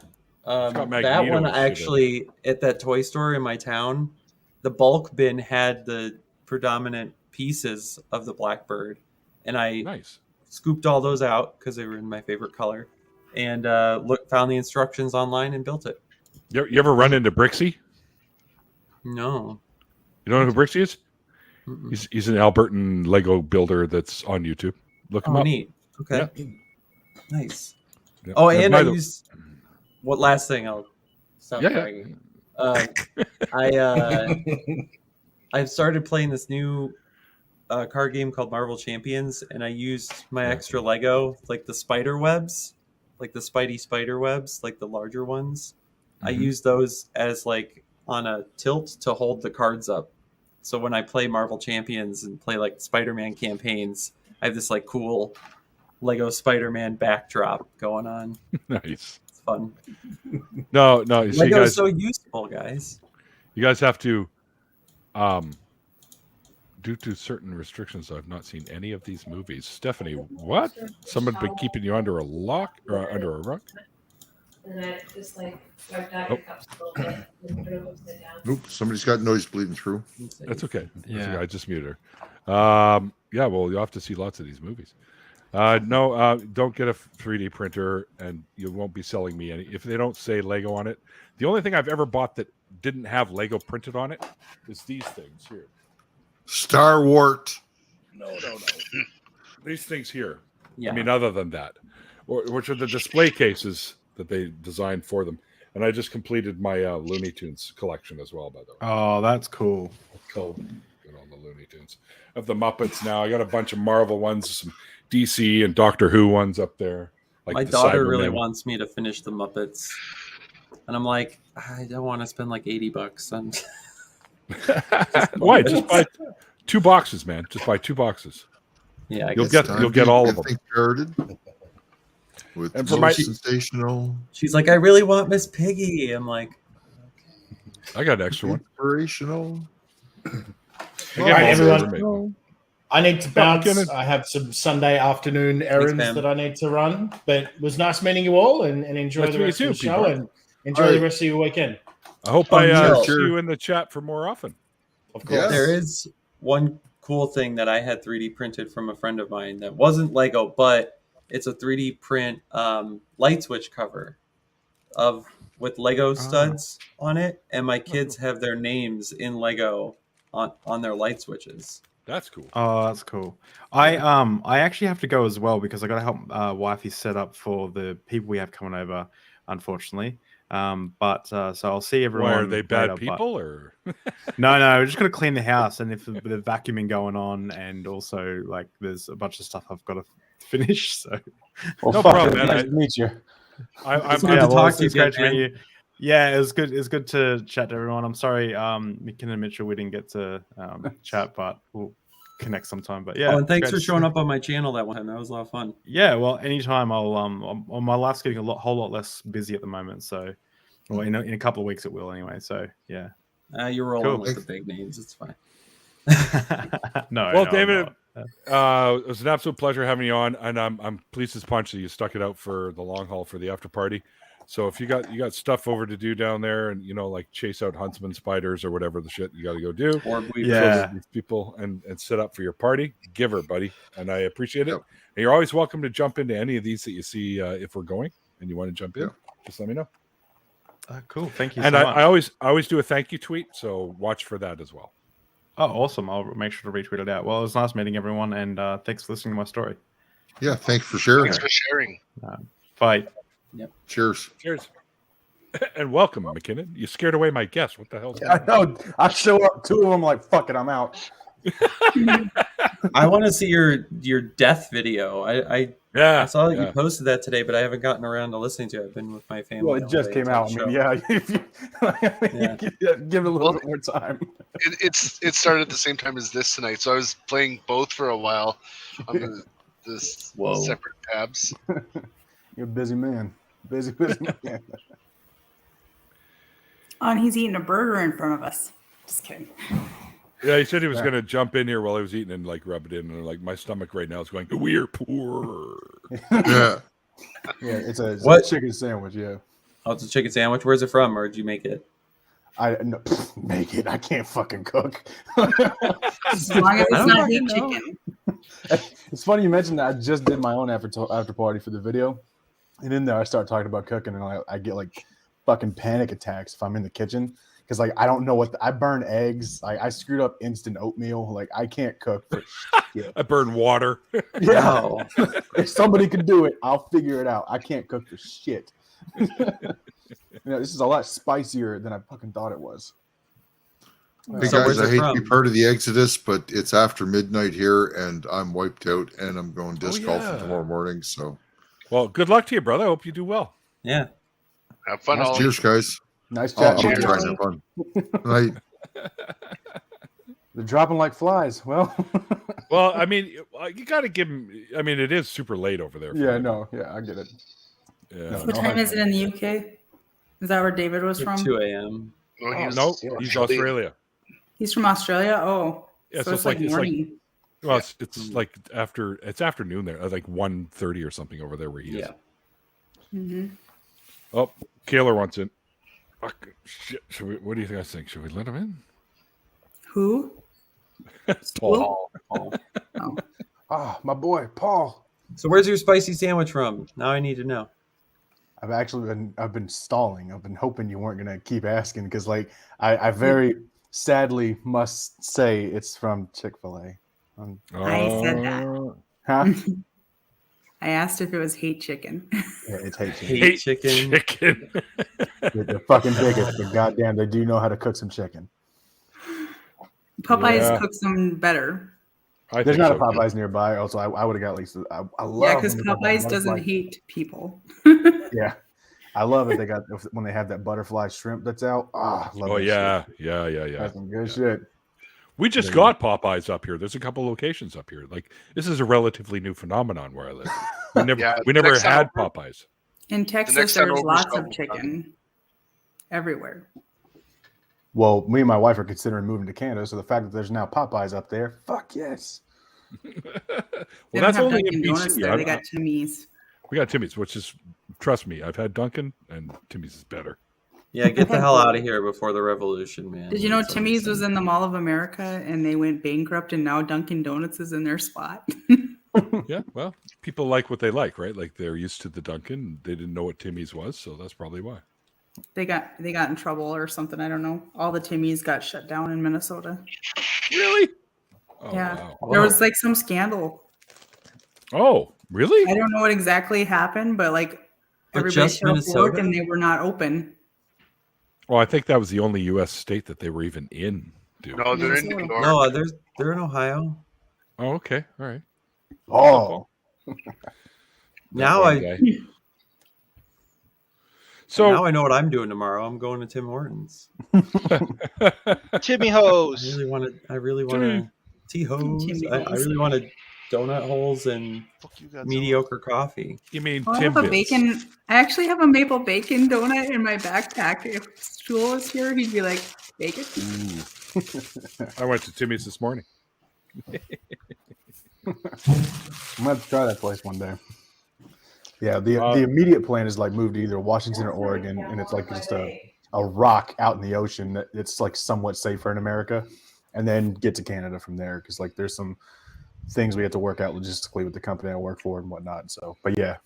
Well, McKinnon, if that's your plan, if you're like Oregon or Washington, then you're going to be right near me. Yeah, that's the plan. I'm in BC.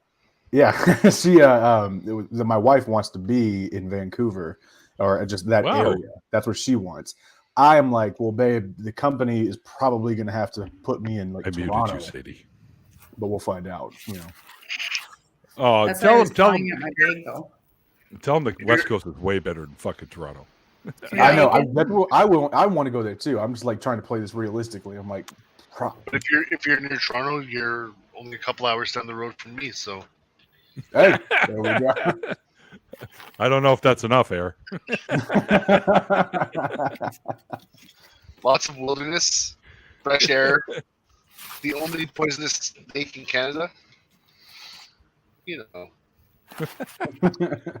No, I like the Vancouver area because that's where I grew up in Mount Vernon for a little while and like Mount Vernon, Washington. So like that atmosphere, that kind of landscape and environment. It's the same. It's fucking beautiful place. Love that shit. That's where I want to be. Even though we're technically not the Pacific Northwest here, we still consider ourselves the same likeness, like mind state as Seattle people in Pacific Northwest. We're the Southern West. Yeah. We're the Pacific Southwest here in Canada. That's why we have the funny accents.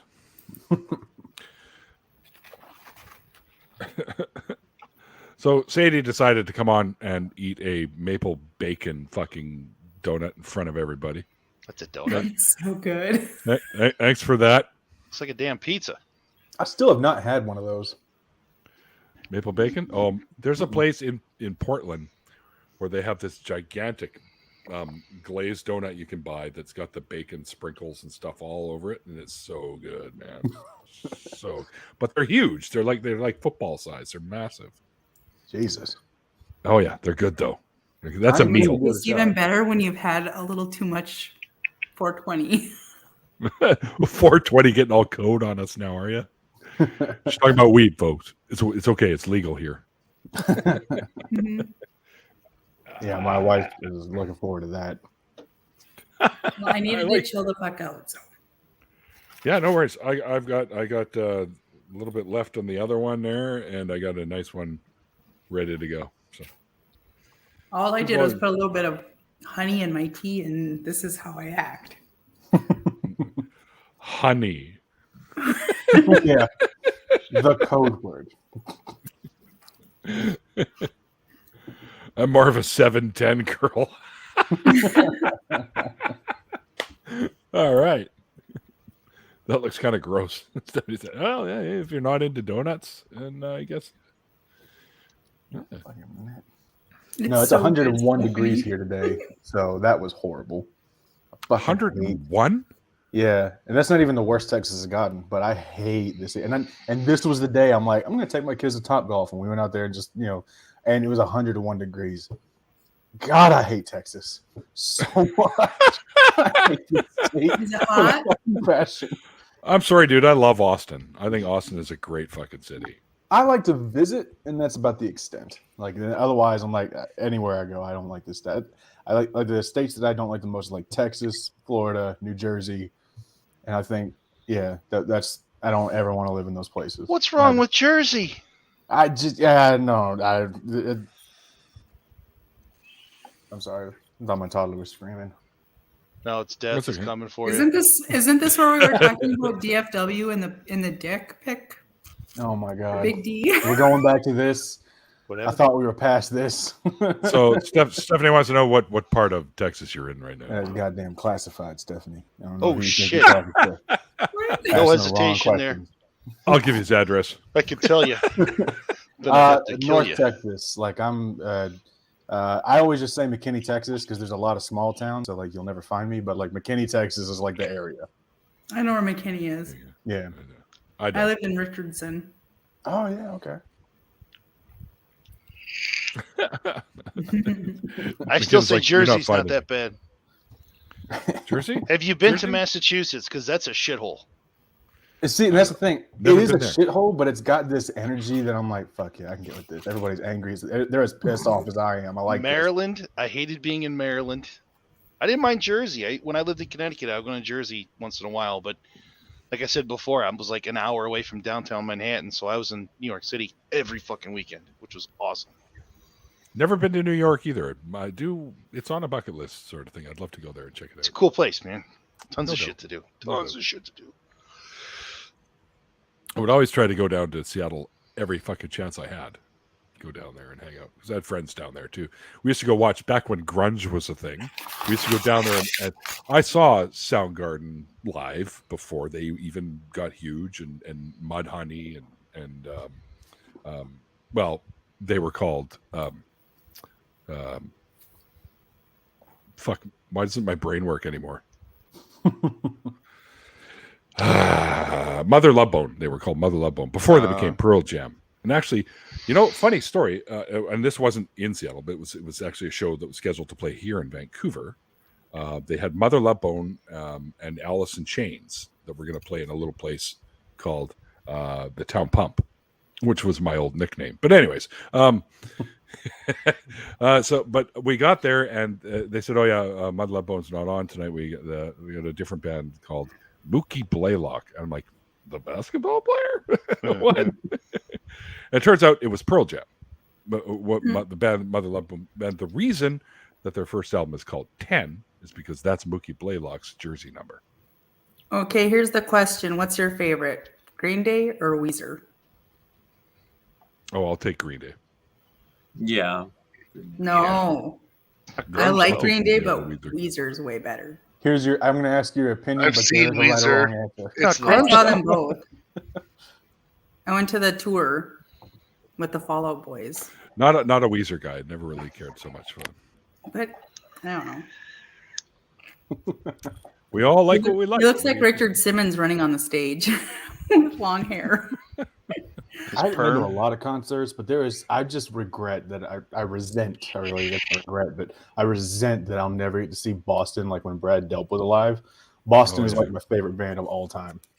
More than a feeling. Oh my god, so many good songs. Yeah. Did you guys see the Prince mural that they did in Minneapolis? I missed it. Yes. I'm so sad. Yes. I wanted to go to the concert. I saw the thing that they showed. Yes. My grandfather knew Prince. Yeah, that's cool. He's awesome. we're circling back to your grandpa.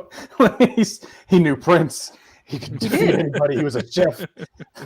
Because my grandpa cooked chicken wings and Prince liked chicken wings. It was a different grandpa, though. It wasn't my Chinese grandpa. Okay. It was my biological grandfather. I liked Prince. Prince was really talented. Mm-hmm. Even though back in the day, my main style of music obviously was probably heavy metal and stuff like that, hard rock, heavy metal. A little bit, yeah. I don't mind some of the up to Injustice for All. I love all that. After that, after fuck it's the all Black poo. Album, fuck all the rest of that shit. It's all anyway. poo. No, Their heads got too big. You know what? The Black Album's okay. Anything after that. They changed the sound. They brought that producer in and changed it, and there was the guy that produced the albums for Motley Crue, and they made it all recorded that clean. here. Yeah, they recorded that shit here. I saw them at Little Mountain Sound Studios. They did the Green Day, Weezer, and Fall Out Boys at the Twin Stadium, and that was so cool because they did like the fireworks and stuff. That was really cool. Yeah, Fall Out Boys, all right. But I'm like my favorite band, of course, of all time is Black Sabbath. And following them right away would be Led Zeppelin, and of course Pink Floyd and stuff. But then you get bands that I fell in love with in the '90s, like my all-time favorite Seattle band is Alice in Chains. Yep. Followed closely by Soundgarden and Pearl Jam, and even other little less known bands like Screaming Trees, Tad, stuff like that. Like there's some great shit there. Mudhoney, of course, but. Yeah, for me, it's all about the Sabbath for me all the way, and that's how Aaron and I bonded.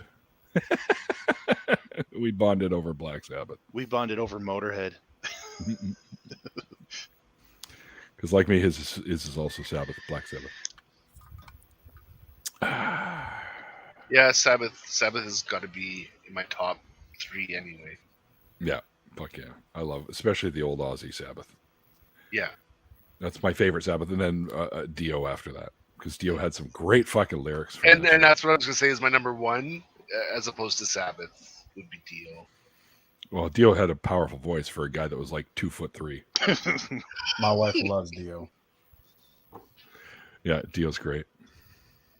Queen is classic too. Yes, I saw one of the Black Sabbath members at some Christian event. Oh, probably. He was converted. I can't remember what his name was. Tony Iommi? Huh? Tony Iommi? No, he's one of the originals. Tony Iommi started Black Sabbath. No, it was one of the originals, but that's not the name. Geezer Butler? Mm-mm. Well, there's only Ozzy 2 other ones. Huh? And then Ward. Ozzy Osbourne? I'm looking. What? Ozzy Osbourne? No. Bill Ward? Have been Bill. I'm looking it up. Bill Ward is the only other one. He's a bit reclusive, though. I fucking love Bill Ward. I love that. Drum fills. He put out a really cool album, too. He had Ozzy on it with that Bombers Can Open Bombays or whatever. Yeah. Bombay Doors, I mean. Yep.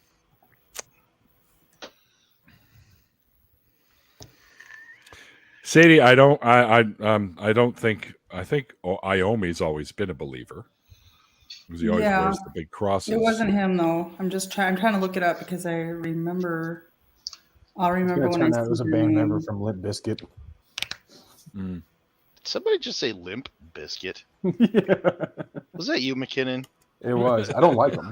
Don't start like. Hey, what's wrong with Limp Bizkit besides being a giant asshole and? There's another one of my nicknames. Hell, my kids call me that shit. When I went and saw Limp Bizkit. What do you do? What?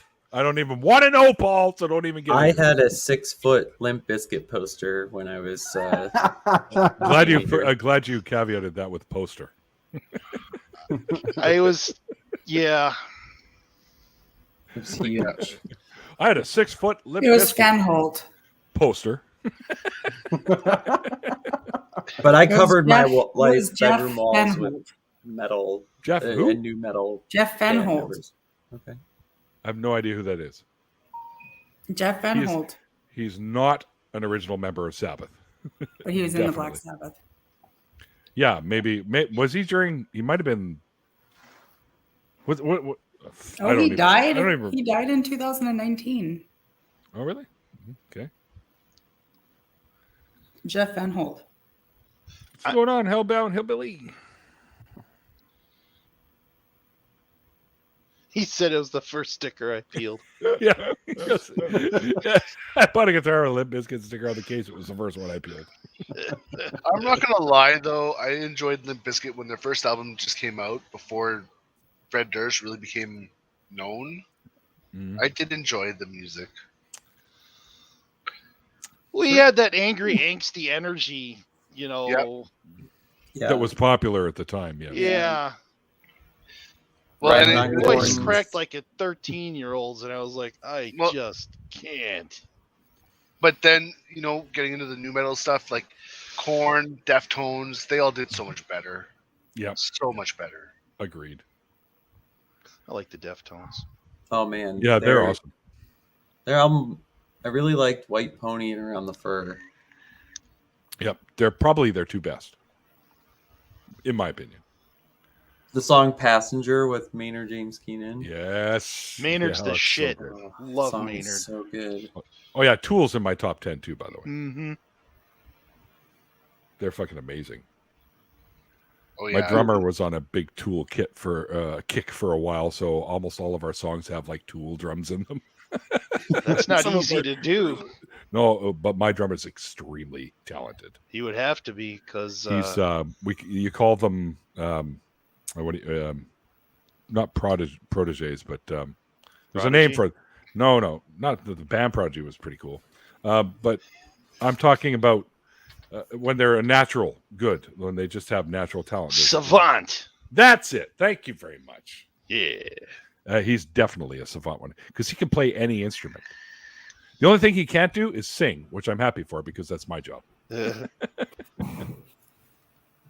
If drumming's the thing you like, you must love Rush. Yeah, he likes Neil Peart, but he says he's very, very technical, and Colin's much more of a free flow. Like he loves Chamberlain from the Pumpkins. He loves, of course, the guy we were just talking about. He's got a goofy name, and I can't remember it. The Tool drummer, Danny, whatever. It's like Anyways, McLeod or something. Yeah, and he loves he loves the drummer from. Why is my brain not working today? Dave Matthews Band. He loves that drummer. He loves jazz too, so he does get a little bit of jazzy influence into some of the stuff. Kenny Carey. Neil. Danny Carey. Thank you. Have you ever heard of the YouTube channel The Charismatic Voice? Love that channel. Yes. I have not. She's a vocal coach that breaks down like metal singers and their songs.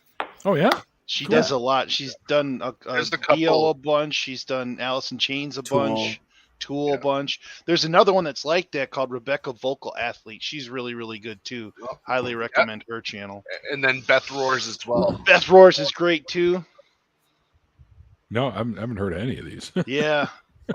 It's actually really cool to watch because We got to connect the algorithm together. Yeah, I sit and watch the videos, and then they break down like how they're doing it. Man, when you watch them do some of these like Dio and Iron Maiden and some of these bands, and you just see how impressed they are with the metal voices, it's actually kind of cool. Oh yeah, when they review Alice in Chains and they just go crazy for Lane's voice and shit. And the same with like Pantera, because say what you want, but Phil Anselmo had us he doesn't anymore, but he had some fucking range. Yeah, you know, watching these people who know exactly what these fuckers are doing with their palate and their vocal cords and shit, and explaining it to you, especially some dumbass like me that has no fucking clue. It's really cool. Yeah. McKinnon, I was going to text you the other day about a documentary YouTube channel called Defunct Land. If you've never watched it, he does really, really good documentary work. And he does he started off talking about old like carnivals and like places like Cedar Point, that have roller coasters and shit. And then he moved into a bunch of Jim Henson stuff. If you want to watch some good, I know that you're a documentary fan, obviously, but Defunct Land is a really good channel for watching shit like that. Didn't he do the amusement park that killed a bunch of people? Yeah, he's done it. He's done tons and tons. I mean, he went back. The one I watched the other day was one of his older ones, but it was the origins of Coney Island and shit. Yeah, the history of Coney Island. I just all saw the way that back. Yeah, but yeah, he talks about the ones where people have unfortunately passed. Okay, I'll check that one out. I got his channel pulled up now. It's good stuff. You'll like it. He does really good research, and I mean, like I said, I know that you have a thing for documentaries. Yeah, no, I was pulling them up, but then I was just looking at this tweet, a U-Haul with masked neo-Nazi white supremacists was pulled over near a Pride event in Idaho. Oh yeah, I heard about that. I saw that on Twitter a little bit ago. Looking at this, fucking hell. The bigotry is real. Yeah, you guys got issues down there, man. You guys, what's so fucking funny? Yeah, what's so funny though is they're not really a majority. They're a minority that's being really loud right now. Yeah. Yep. Yeah, I saw. I forget who was talking about this or what exactly was said, but the general gist was that, as they become more of a minority, they get more louder and boisterous. And, they're getting defensive. Yeah, exactly. So I mean, hopefully I'm not trying to spin this in a positive way entirely, but I'm trying to see a silver lining in some way. Maybe this means it's coming to an end. I don't fucking know, but it's fucking horrible. But I got kids. I'm not taking chances. Texas has some of the most mass shootings and school shootings in the fucking country. Oregon has 7. And so I'm good. I think Oregon's a good spot to rest until we get to Canada or Scotland. Oops. Sorry. What happened? I just went over to the Defunct Land channel just to check it out, and they have a video that starts up right away, right? Yeah. I loved his stuff on the Muppets and Fraggle Rock. His Disney shit and his Henson stuff are amazing. Really, really good documentary work. Just by the thumbnail design, I'm assuming that he has I could be wrong. Does he have kind of an upbeat, more comedic way of talking about this stuff, or is it more? It's not necessarily a monotone. He does inject some pretty smart humor into a lot of his stuff and is snarky sometimes, but it's more of a deadpan delivery. It's like a dry humor when he makes jokes. Yeah. Which it's smart stuff. I like it, but not that I'm smart. Good thing I got my mister. Yeah, no, I was sitting there trying to figure out because there's a few documentaries I want to do, but I'm like, I don't want to do this. I'm like this. And this was the worst thing that ever happened in this time in history. It's eventually, I want to do a documentary where we can have some fucking fun, and even if you're talking about not so great topics, but put it in a more lively manner. So I've been looking. I loved your premiere today was amazing, dude. I loved that because you had so much energy and it was very clear that you were very passionate about what you're talking about. And, just having watched a couple of your things, specifically the Ken Hovind, documentary, which was had to be but it was really cool to see that you brought some range into it, some humor. It was fucking brilliant. If you ask me, I liked it. Oh, Neil, you watched it. I'm talking about the first one that you did. I haven't seen the one. Okay. I was supposed to say, yeah, he was live. Oh, I will. I'm already impressed with your shit. So, well, Neil was live. I was like, no, man. You are an impressive son of a bitch if you're live streaming and asking questions and you're watching it. God damn, that's a multitasking son of a bitch. Yeah, no, I'm not that much of a Swiss Army knife guy. No, I want to have more fun, with the kind that Dr. Peel Crunch ad that I wanted to do because it kind of got into this, kind of serious part. I'm like, all right, I need to put a joke in here, fucking somewhere, but lighten it up a bit. Yeah, but that's the stuff I want to do, So I was kind of worried that if I did the Ken Hovind documentary, everyone was going to be like, everything he's going to do is be like this. No, I want people to fucking laugh and and have fun. Yeah. You did a good mix up on that one for sure. is very, very well done. And all I see when people who have seen it, because I pointed quite a few people to check it out, and they come back with like nothing but raves about it. So, well, I mean, thought the vast majority, yeah, it's been great. It's been great. But then there's like of course, the Hovind supporters, and those. Who gives a fuck about them? No, I don't. Most of the time, the vast majority of the time, all they get responses is like, "Thanks for watching. Don't forget to subscribe." And they keep coming back. They're like, "No, fuck you and everything. Ken Hovind's horrible." And I'm like, "Your love and appreciation for my content is very much like appreciated by me. Don't forget to subscribe." They just keep doing this until they fucking quit. You know. Thanks for the view, motherfucker. Well, it keeps giving you engagement and more views. So. Yeah, exactly. Very occasionally, where like someone say something, I'm like, okay, this guy seems genuine. Like, look, no, I'm not like hating on Kent Hovind. No, this isn't about evolution. Like, just actually hear what I'm saying. Fucking chill, you know. Yeah. But the vast majority of the time, it's like, don't forget to subscribe. Fuck off. Yeah. Actually, David is not with us anymore. Native Atheist. He had to go and do some stuff over down there in Down Under, because that's where he's from. You can. The link to it is in the description if you want to check it out. He's a great guy. We had a great chat. I thought. I'm sad because Mikey couldn't make today's episode because he had to do some barbecue, which I'm kind of mad at because I didn't get invited. But I'm kidding. It'd be a hell of a commute to go to that. Yeah, ain't he in Chicago? Yeah. Let me just jump on a plane real quick. Yeah, fuck it. Hey, how's your leg, by the way? I seen you posted you fucked up your leg. Oh, right, yeah. Dude, like, you guys are going to laugh at me. I do crazy shit at work all the time, and nothing ever really happens there. I mean, I've got covered in glycol before, but I'm on my way home, got out of the car, and fucking rolled my ankle. And it hurt bad. And I went upstairs. I limped upstairs. I sat down and I put my foot up because, you know, that's what you do when you get an ankle injury or something. And I'm looking at it and I go, wow, that's like 3 times the size of my other ankle. Oh, fuck. Something's wrong. I thought I must have broke something. So I hobbled my way back down to the car, went to the hospital, sat there for 2.5 hours waiting for an x-ray. Actually, it was more like 2 hours. And I got in there, got an x-ray. Nothing was broken. They didn't see any ligament tears or anything like that. They said, you just did a real good number on that. Here's some painkillers. And they had to give me painkillers that were in the vein of Tylenol because all the other ones interfere with the medication I'm already on. So they didn't do shit. But I smoked a couple of doobies and I was feeling much better.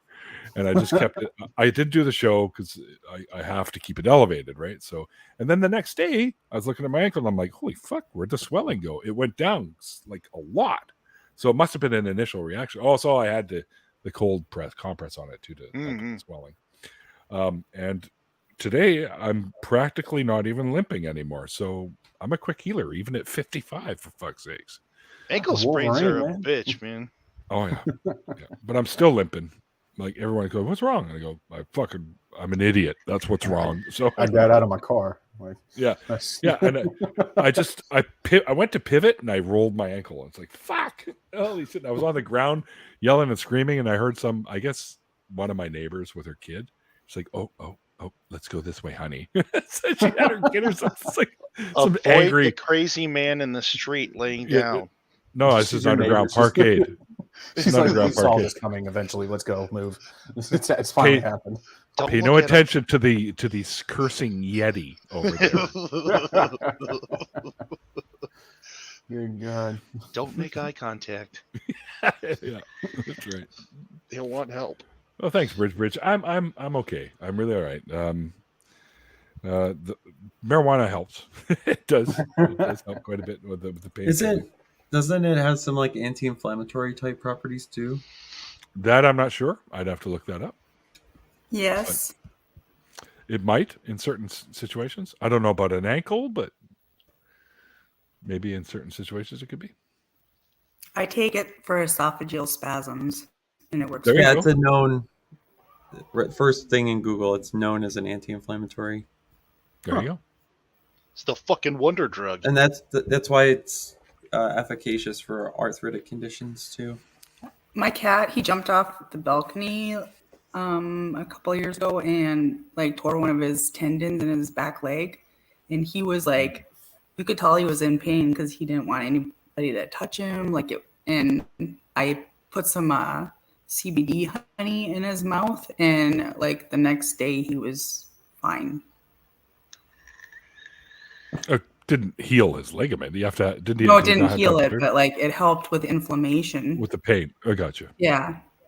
I guess it's a common injury in cats because their tendons are kind of like where their back knee and ankle, they can slip out of place. It's still gotta hurt like fuck. Yeah, but he was like within 24 hours, he was like acting normal. Like, and I had him on painkillers and it wasn't touching it. But like I take it for like my esophagus and it helps. Very good. That's awesome. Look at that. You hear that, doctors? Fucking legalize this shit everywhere. About fuck's sake, what's wrong with you? After my hysterectomy, I almost ended up in the emergency room, but I didn't want to go because it was in the middle of a COVID surge. So I grabbed my CBD honey and took a big scoop of it, and I didn't have to go to the hospital. Well, I didn't know that. Now I know. And knowing's half the battle. Mm-hmm. G.I. Joe. Sorry. Works good. Who wants a body massage? Oh my god, pork chop sandwiches. That shit was funny. I think you and I are probably like, because everybody looks fucking, what the fuck? They're like, what? About? Oh my, what was that? College Humor? Was that what that was on? No, but it's in that. Or Funny or Die or something? Yeah. If we weren't supposed to use cannabis, why do we have cannabinoid receptors in our body? It's in your brain. In your brain. That means we're supposed to use it.